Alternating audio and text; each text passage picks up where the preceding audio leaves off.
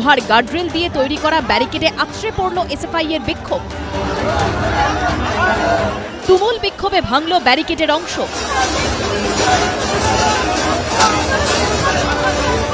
চলল পুলিশের সঙ্গে তুমুল ধস্তাধস্তি।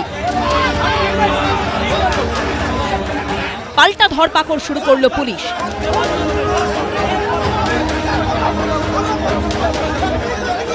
সোমবার এসএফআই এর বিকাশ ভবন অভিযান ঘিরে তুলকালাম বাঁধল বিকাশ ভবন চত্বরে।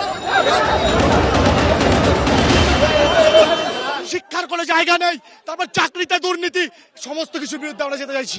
মমতা ব্যানার্জির দালাল এদের চারটে জুটো টাকা সাদা করে ফেলেছে, এটা আমাদের যেতে দিতে চাইছে না।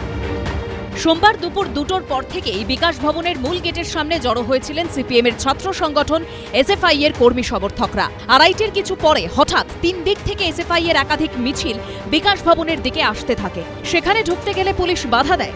এসএফআই কর্মী সমর্থকরা সেখানে পৌঁছেই গার্ডরেল ভেঙে ভিতরে ঢোকার চেষ্টা করতে শুরু করেন। পুলিশের সঙ্গে তাদের ধস্তাধস্তি শুরু হয়ে যায়। পাল্টা ধরপাকড় শুরু করে পুলিশ।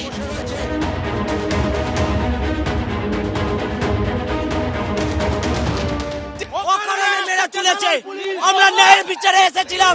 এরই মধ্যে পুলিশ দিয়ে তাদের জোর করে গাড়িতে তোলা হচ্ছে বলে অভিযোগ তোলেন মহিলা এসএফআই সমর্থকরা। এদের মধ্যে প্রত্যেকটা পুলিশের মধ্যে একটা করে পটেনশিয়াল রেপিস্ট লুকিয়ে আছে। আমাদের উপর লাঠিচার্জ করেছে, আমাদের কমরেডদেরকে নিয়ে যাওয়া হচ্ছে, আমরা আটকেছি বলে আমাদের চুলের বুটি ধরে ওখান থেকে নামিয়েছে। পুলিশ আইন ভাঙছে, মেয়েদের গায়ে হাত তুলেছে পুলিশ, মেয়েদেরকে মারছে, মেয়েদের চুলের মুঠি ধরে টেনেছে পুলিশ। এরই মধ্যে এসএফআই এর রাজ্য সম্পাদক দেবাঞ্জন দের নেতৃত্বে একদল কর্মী সমর্থক বিকাশ ভবনের ভিতরে ঢুকে যায়। বাইরের পাশাপাশি ভিতরেও শুরু হয়ে যায় স্লোগান। বিকাশ ভবনের ভিতরের গেটে সেঁটে দেওয়া হয় পোস্টার। অন্যদিকে রাস্তায় অসুস্থ হয়ে পড়েন এসএফআই এর কর্মী। তৃণমূল সরকারের শিক্ষা দপ্তরের বিরুদ্ধে ডেপুটেশন দিতে এসেছিল, আমাদের কমরেডদের মেরেছে, বুকে ওর লাঠি লেগেছে, এখন শাস্তি দেওয়াচ্ছে না ছেলেটা। প্রায় 1 ঘন্টা ধরে তুলকালাম পরিস্থিতি চলে। যেগুলো এমনি ড্রেসের পুলিশ, এগুলো আসলে তৃণমূল। বাইরে এই পড়ে আছে, আর ভেতরে সব তৃণমূলের সান্ডো গেঞ্জি পুলিশ। পশ্চিমবঙ্গের শিক্ষা ব্যবস্থাটাকে শেষ করে দিয়ে গেছে সিপিএম। তাদের এসএফআই এসে আবার বড় বড় কথা বলবে।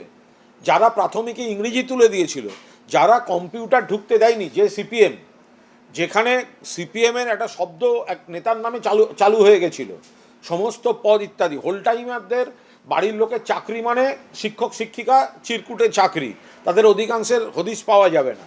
এরকম নেতা নেত্রীও আছেন যারা পড়েছেন হয়তো অন্য স্ট্রিমে, আর ল্যাবরেটরি অ্যাসিস্ট্যান্টে চাকরি করছেন অন্য স্ট্রিমে। এগুলো সব সিপিএম বলেই সব হয়ে গেছে।